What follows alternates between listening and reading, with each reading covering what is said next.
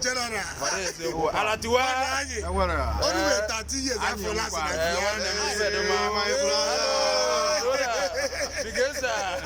Good. Live na Vienna, Austria. Yes, sir. Happy to see you one day. Welcome. I say something. Continue to I know life. all these villages, remote villages in Agada, God will bless you. Amen. God will continue to bless you. Amen. One day, at the end of the year, we're governor of your state. Amen. The way you're moving, Amen. touch is in life. People, welcome back in Austria. Continue, God will bless you. Bless you one more. Dalumba. You're welcome. All life na Vienna, Austria. Obodo Chukwu gaziri. Para kuku na dedo. High four. Confirm. No be she bakaino. Okay, one day. Udo. That's a gatoro. No. When I have I na boss husband. I feel like. What do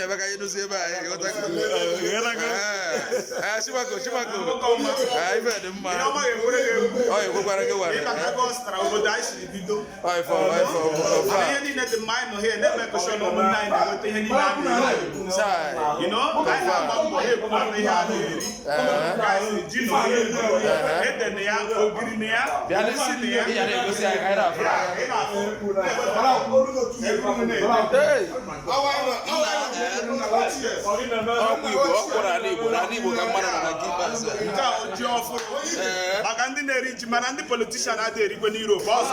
Ndị achụpụrụ achụpụ na-eri. You know? Our allergy they promote the business. Our allergy the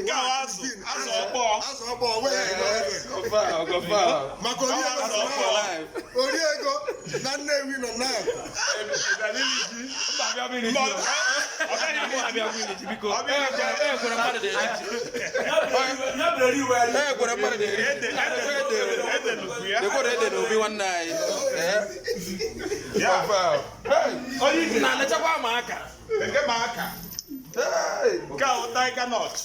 Nke ndị Hausa na anyway ka anyị menyere ha aki Hausa unu ya mụ na amara ụkwa ihe esi na be gị ọ na-aba oso n'ibe a na-arụ garị ndụ ya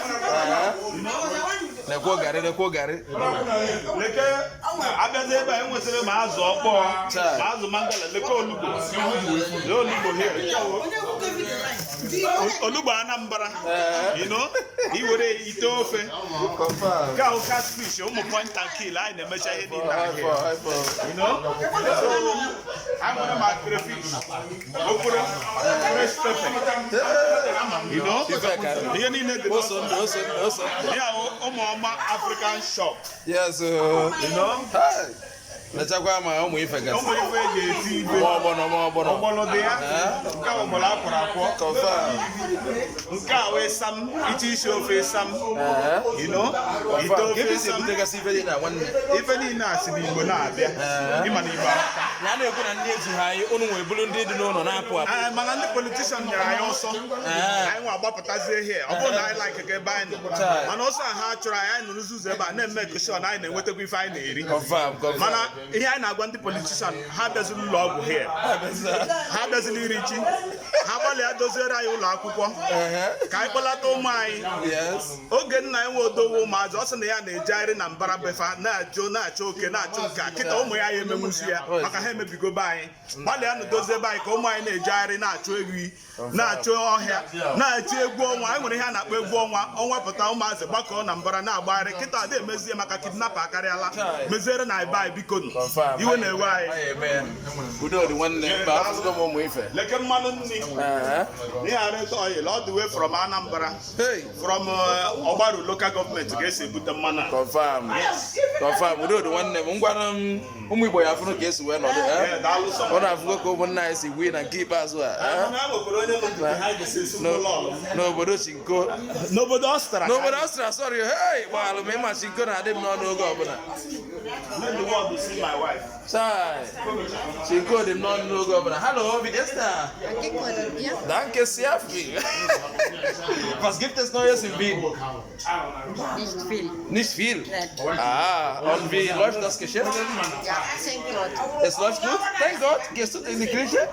Are you a Christian? I'm a Christian, but I'm not going to church. You're a Christian, but you don't go to church. Why? Because I can pray anywhere I am, so I don't need church to pray for. Oh, you don't need church to pray. You can pray from anywhere. Yes. Wow. Any minute. Any minute. Wow.